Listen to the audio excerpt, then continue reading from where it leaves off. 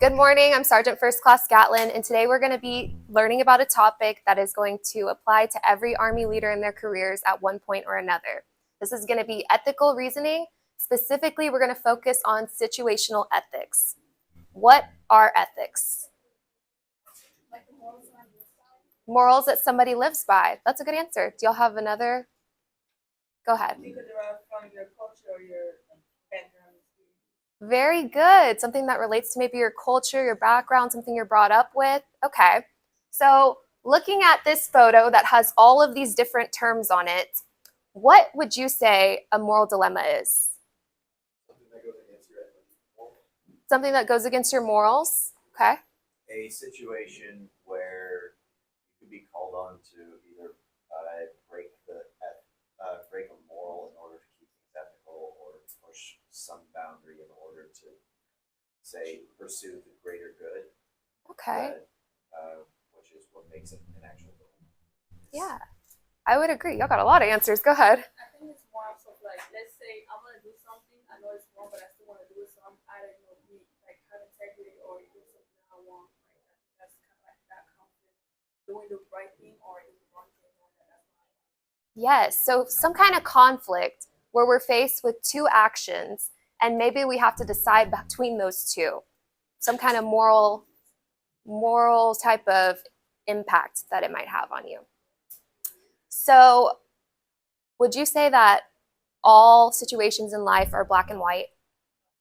No? Why do you say that? Go ahead. Some are rainbow. Some are rainbow. Okay. Northington? Like things can like be more mixed with a lot of things or decisions. Things can be complex. That's a key word, complex. We're going to talk about that today. So when we say complex, do you think there might be some gray areas? Yes. Okay, what would you describe as a gray area? What is that? It meets the middle from good and bad. Maybe we're caught in the middle between good and bad. What do you have? Situation where a good person did something. Okay, an example being like a situation where a good person might do something wrong. Yes? I'd say gray areas where there's no right or wrong. It's just it can be to the if or and. Okay, an if or an and. I like kind of expanding on that. I'm going to give y'all another question really quick. What about in your lives? Okay, it doesn't have to be here at ROTC. Maybe it's something that's happened at home, something that happened at work, something that happened just at school. What's an example of a situation where you feel you were in that gray area? Take a second and think. I'm sure you've experienced it once. Everyone's had that kind of like devil on one arm, angel on the other shoulder situation. Go ahead. Covered for somebody when they Or not. Yeah, that's a good example. I'm at a party, I see someone maybe doing something not right, but I'm kind of in that area if I don't know if I should intervene or not. That's a great example. Does anyone have another example? Go ahead. Maybe like missing a class because you have a test coming up, you know it's not right, but you also do it because you want to know. That's a good example. That's something that you all probably deal with on the weekly when it comes to the tests. So all of those situations, when it comes down to it, it would be nice to have some kind of tool to help us in those decision making. Something called the ethical processing model, which is what we'll be learning about today. To kind of dive into this a little bit, we're going to talk about a very famous ethical dilemma called the trolley problem. What are y'all's initial thoughts on that video? And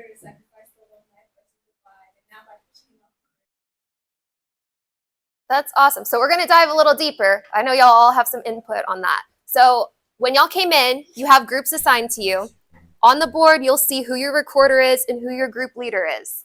Go ahead and give the recorder a blank piece of paper. If they have their own paper, that's fine, to take a couple of notes down. Your color assigned to your group is the question that you need to answer. So I'm going to give y'all 3 minutes. That's time. Okay, group 1, Cadet Lynn. Let me read the question for y'all. So y'all were given the question of what is the moral dilemma in the video? What did y'all identify? So we identified that the moral dilemma in the video shown for the trolley problem is the dilemma is finding a way to get the best outcome in a black or white scenario, but the means of achieving said outcome may not always be like morally correct. So, an example of trolley problem, you want to save more people because it seems like the right choice to do, to sacrifice only one person to save 5, but the means to do so may not always seem more. That's a great explanation. Who's group 2? Y'all are group 2? Okay, group 2. Explain why you think it's easier for people to choose course of action number 1 over course of action number 2. Cagney. So we chose just do something. Okay, so what feelings do you think people have? Like, why is it that they don't want to just push someone they feel a little more comfortable? Because you feel more like a criminal, Criminal? doing it physically Kind of yourself, like that so guilt like- weighing on you, so your morals are kind of in question there. Like I mentioned at the beginning, we want to try to figure out how to use the ethics processing model in helping us make those tough decisions in those tough situations. In this lesson, we are going to explain the varying complex levels of ethical situations. We are going to analyze the ethical processing model and the ethical lenses that we use to make ethical choices. And we are going to apply the ethical processing model to military situations and dilemmas.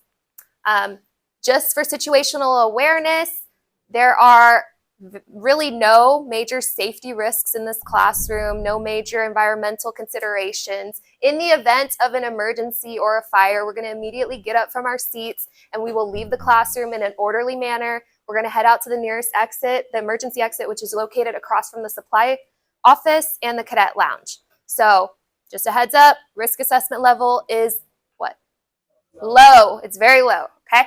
At the end of this lesson, there's going to be a practical exercise, and we're also going to have a post-lesson assessment, which will be a quiz to kind of assess where you are with your understanding. And then on top of that, just so that you understand, this lesson is going to help you with your ROTC progression because we're going to continue to build, right? We're building on our leadership decision-making skills, and we're also going to use it to dive further into the Army values and also talk a bit about accountability. And one more thing. Everything we're going to discuss you can find in Army Doctrine Publication 6-22, which covers Army leadership. Let's break down the complexity of ethics. So there's 3 areas that we're going to look at when it comes to the complexity of ethics. The first being the differences in ethical concepts, such as new ideas versus old ideas, ethical choices, such as right versus wrong, and ethical dilemmas, which are the shades of gray with no clear light. So I kind of like to look at it through this little chart that I drew. All right, don't judge the character. This here in the center is Sergeant Green. So we're gonna break it down piece by piece. For Sergeant Green, some differences in ethical concepts he may have are challenging that old versus new.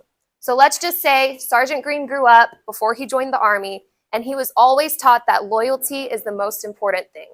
When it comes to like your friends, your family, you do anything for them. You are loyal. That comes first. Then he went and joined the Army, and they taught him something about integrity. Integrity is a very important value. We place a lot of emphasis in it in the Army, okay? It's one of our 7 Army values. Do y'all know the other Army values? Honor, selfless service, loyalty is one of them, yeah. Respect, duty, integrity, personal courage. I think we hit them all, right? Okay, so his old mindset, loyalty, loyalty, loyalty. And now him being introduced to a new concept, which is integrity, integrity, integrity. So we're going to build on that example. When we talk about ethical choices, right versus wrong, I'm going to paint a scenario for you, and I want you to picture your Sergeant Green. So let's say you're grading an AFT. Everyone knows what an AFT is, right? Army fitness test. You are the grader. So you have a soldier come to your lane to do the hand release push-ups, and the guy misses by 1 push-up. Okay? Would it be right or wrong to change the score that soldier got? Wrong. Does everyone agree that's wrong? We're all like, there's no question about it. It's very clearly wrong. So when we talk about ethical choices, such as right versus wrong, it's very clear. There's no gray area. Now we're going to get into ethical dilemmas. Ethical dilemmas are where we start to meet that shade of gray, like the trolley problem that we talked about at the beginning. So let's add to that scenario. It's not just any soldier that Sergeant Green is grading on the AFT. Let's say it's his closest battle buddy, like went to basic training with him, known him for years, knows that this is a good guy. They are best friends, okay? On top of that, this soldier has a lot of family stuff going on right now. Like he's going through a lot. which happens from time to time, and he only failed it by 1 push-up. On top of that, our platoon, Sergeant Green and his soldier, they have the highest average in the company. So if this soldier fails, he's about to mess up our platoon average for PT. The whole company is going to be mad at him. Do y'all kind of start to see a little bit of a gray? Like, I'm Sergeant Green. Nobody's going to know if I just add 1 push-up so he can pass. Who still says, like, no, no, no. What do you got, Northington? It's wrong. You think it's wrong? Yeah, like I feel like the fear of like knowing when to, integrity, loyalty, and everything is like knowing like when to do it.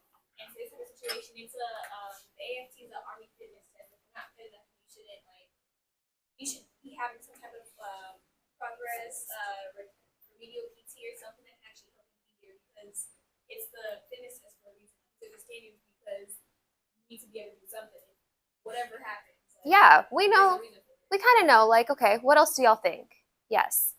The only person you're hurting by actually lying about it is him, because the Army has programs to help you. If this is a first time fail, then it's like, okay, maybe you test later this month. It's not going to be, it's not going to end his career. It's not going to do anything like that.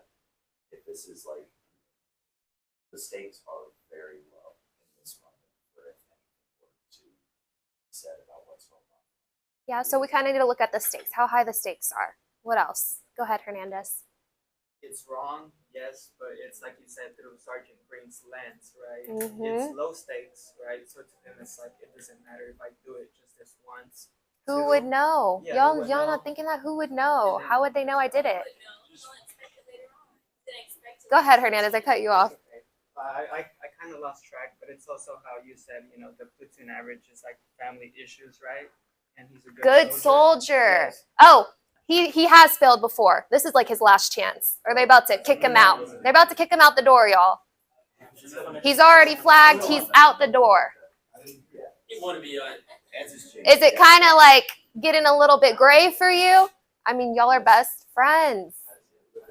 I'm not trying to sway y'all to do the wrong thing. I'm just trying to make y'all see these are scenarios you'll face as an Army leader, okay? Scenarios where you care about the soldier, but like, I feel a little bit of a pull. I just grabbed my mic. Oh, God. Okay. So when it comes to those scenarios, we have something in place called the ethical processing model. This is going to help guide us into making as morally correct of a decision as we can. So this is pretty much split in half. On the far left, you have the thinking side, and then you have your motivation side. There's 4 steps to this process. First, you will recognize the conflict, which means that you're going to acknowledge a conflict exists. You're also going to identify any rules or values that might be conflicting with that conflict. And then you are going to evaluate your options. So when we start to evaluate our options, we're doing exactly what Hernandez just said. We're going to start looking at this situation through our ethical lenses, like literally think about putting on some goggles. So you want to assess your virtue, rules, and outcome. What is virtue? Like goodness. Goodness. Okay, that's a good answer. Do y'all have something else? Yeah. I'd say virtue's almost like grace. Grace. It's kind of like our good traits. Like what makes us good? That's kind of like your virtue, the components that make you good or moral. What about rules? Laws, great example. What about here in the Army? What are some rules? Grooming standards, regulations, something that governs us or guides us. Those are your rules that you got to start to look sharp. You got to start to look at those types of things. And then you want to assess your outcomes, which is looking at the different results. If I do this, this will happen as a result. That's you looking through your ethical lenses to figure out what the best decision is in that scenario. Once you've evaluated all your options, you're going to commit to a decision. So you need to figure out what you're going to do. Along with that, committing to the decision means you take responsibility. You own up to that decision. You can't go back on it. And then last, you're going to act. So acting on your decision. Do what you got to do. Let's put this into action. I'm going to give you a different scenario. I'm going to turn this around so y'all don't get confused. Has everyone taken a urinalysis before? Raise your hand if you have no idea what a urinalysis is. No idea? Okay, that's fine. Can someone explain what a urinalysis is in a short, simple way? Yes. Short, simple way. You pee in a cup. They test you for substances that shouldn't be in your system. and there's substances that shouldn't be in your system that are banned by the army, out you go. Yeah, it's a drug test. So let's say you are in charge of the drug test this month. It's supposed to be a random test, which means you literally go through your computer, you pull a random list of names, and those soldiers that you pulled are going to have to take the urinalysis that day. So they're going to have to come in and pee in the cup and get tested for drugs. Again, a different battle buddy. Let's not even paint it as a battle buddy. One of your soldiers comes to you and tells you, hey, I did drugs over the weekend. Like, I smoked a little bit of weed. It was a mistake. Like, can you please don't put my name on that roster? It's going to ruin my career. It's going to mess up everything for me. This is a good soldier. Never gotten in trouble for anything before. It would be so easy to just hit a button on the computer, randomize, and pull a new list of names. That soldier wouldn't even be on that list. What do y'all think? With this in mind, let's start. Let's start on the far left. What is recognize the conflict? How are we going to do that? You have a good soldier that came to you and told you that he was focusing on it and asks not to take on the roster. Yeah, asked him, hey, take me off that UA tomorrow. Yes. I would personally still get him tested because you can't be good soldier in this movie. Okay, yeah. I'm set on this. You cannot be a good soldier and smoke weed. Did y'all have something in the back? Or is it further down? Because we'll get to the rest of it. We'll keep talking it. Okay. Well, So, hey, I got something. go ahead, What Sergeant. happens if your unit is about to deploy and you need someone? You need soldiers. You cannot lose this soldier. You're going to ruin the mission. Yes. He's clearly not somebody you can rely on if he's doing this kind of stuff. You know? But he said he just used it just once. Hey, is it for medical purposes? Hey, they got to say if it's for medical purposes. It's still not legal. Let's get back to this, though. So we talked about the conflict. What about the rules? What rules do we have in place that we need? No drugs. No drugs whatsoever. What else? Yes. He just came and asked you to take him off the list. That's technically also breaking the rules. Breaking some kind of rule, right? This is the list. I'm not going to break the rules and change it for you. What about values? What values do you feel like are being tested in that scenario? Conflicting. What do you got?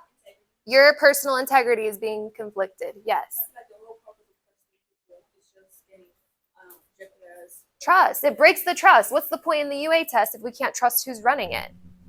Could also be like my duty. My job is to run the UA. One of the Army values, duty, fulfill my obligations. I'm breaking that if I cheat the UA for this cadet. I keep saying cadet, soldier.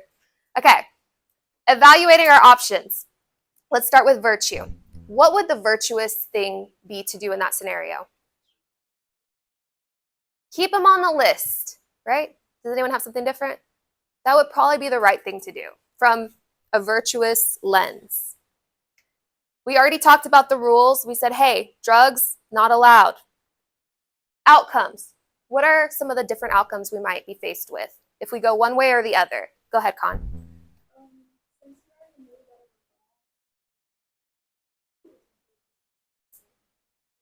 Okay, so potentially, like if we let him get away with it, he might continue to do bad things. Okay. Do you have something, Evans? Go ahead, Davis. What are potential outcomes? Whether we help him out or we just, hey, the UA is staying this way. What are two different outcomes we might see? If it was me and I was in the situation and I knew how to pop high, I would push for him not to get removed, but to go to some type of classes and counseling like get a warning. And if he does it the second time, then maybe push for him to get something. Okay, so you're looking a little bit deeper at it. Like, okay, maybe he still takes the UA, but and then I'm gonna try to fight for this soldier because I know he's got a little quality to him. This is just a mistake. What do you got? I feel like you could like look at this as a I understand like it's a dilemma, like you guys are about to get an appointment, so it's and everything, but you could be looked at as like a value. Yes.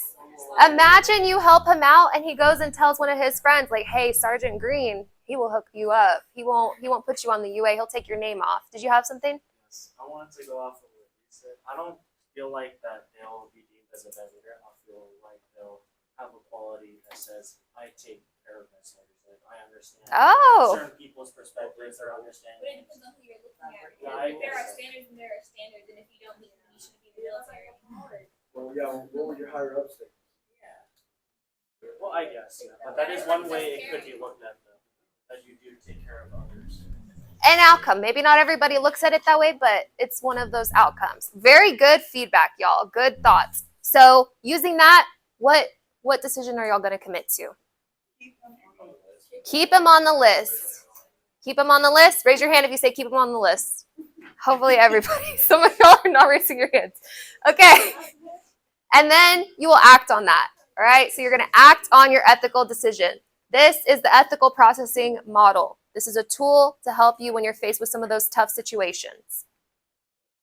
At this time, we are going to get back into our groups, which we're already seated in, but we're going to assign a new group leader and we're going to assign a new recorder. We're going to do a practical exercise. So if you look on your desk, there's 2 handouts on there. Right? Differences in ethical concepts. So how that Davis stated, quote, "The rest of the wing were regular prisoners of 1A/B are To read it.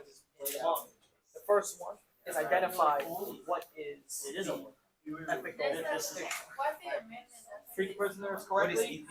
So, EPM ethical processing model. And there's 4 steps to it. So, the first lens, the 3 kinds of lenses were like the ethical choices that you can make, and then the was happening, things that should not have been going on were occurring.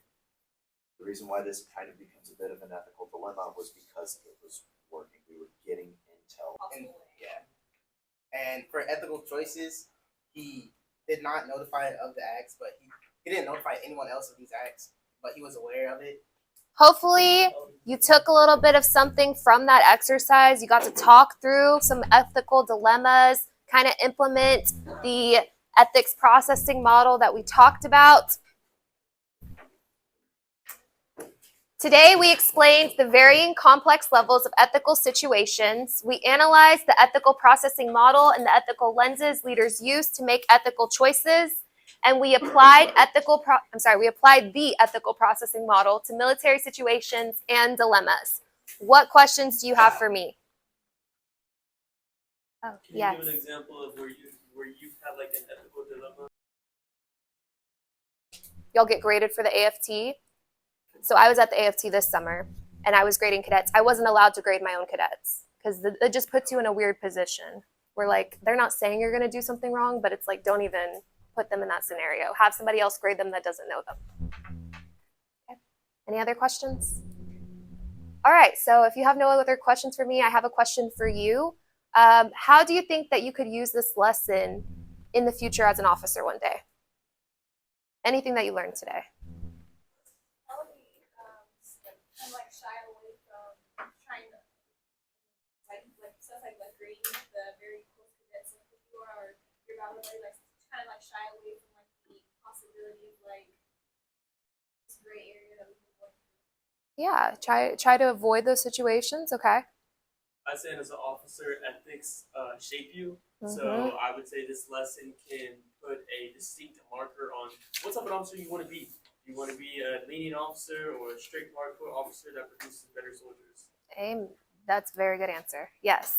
Having a process for establishing those like ethical decision can take a gray area and make it a little bit less gray, like start to add a lot of factors to the situation. It does. When we look at that model and it comes down to like what's the most virtuous solution, you really kind of are like, all right, I know what right is. It may not be the easiest choice, but as leaders, you're not always going to be in the position where you're able to make the easiest choice. Sometimes you're going to have to make the hard choice.